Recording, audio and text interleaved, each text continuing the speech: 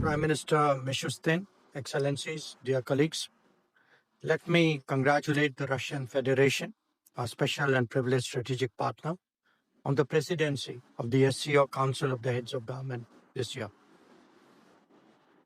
The theme of this session covers trade, economic, cultural, and humanitarian cooperation.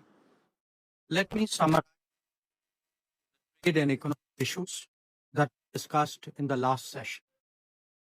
We assess the global economic situation to be particularly uncertain and volatile currently. Supply-side risks have been aggravated by demand-side complexities. There is consequently an urgent requirement to de-risk and diversify. This is best done by as many of us forging the widest possible economic links. For that to happen, it is essential that this process be fair, transparent, and equitable. India's endeavors to conclude free trade arrangements with many of you here are relevant. Regarding culture, India's long-standing historical ties with SCO members makes it particularly pertinent. Against this backdrop, Prime Minister Modi proposed at the Tianjin SCO Summit to launch an SCO Civilizational Dialogue Forum.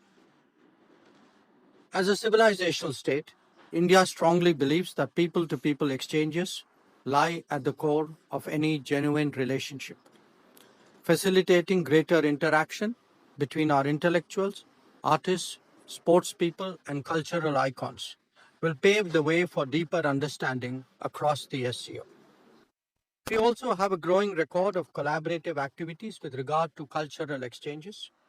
The exposition of sacred Buddhist relics in many of your countries is a notable example. India is also willing to extend its considerable experience of heritage conservation in Southeast Asia to Central Asia.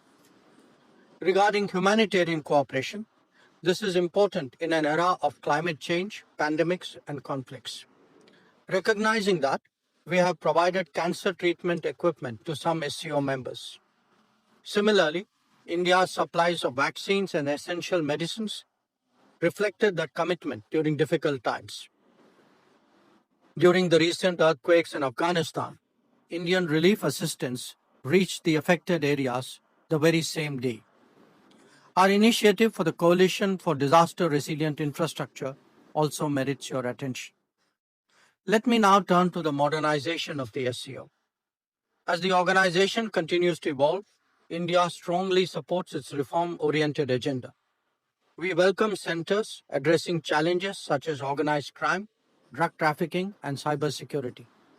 As the organization becomes more diverse, the SCO must be more flexible and more adaptable. To this end, the long-delayed decision to make English an official language of the SCO must be prioritized.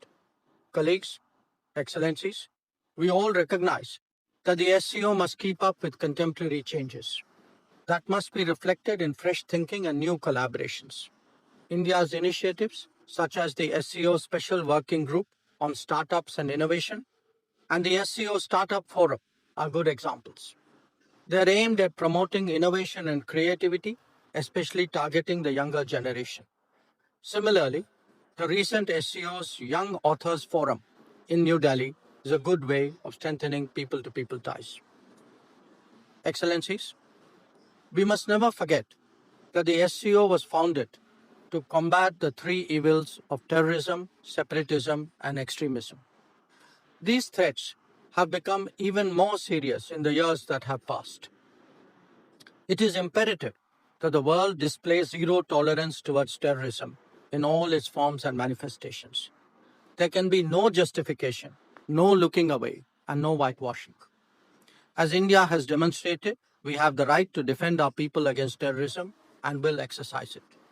In conclusion, India believes that SCO must adapt to the changing global landscape, develop an expanded agenda, and reform its working methods. We will contribute positively and fully to these objectives. I thank you.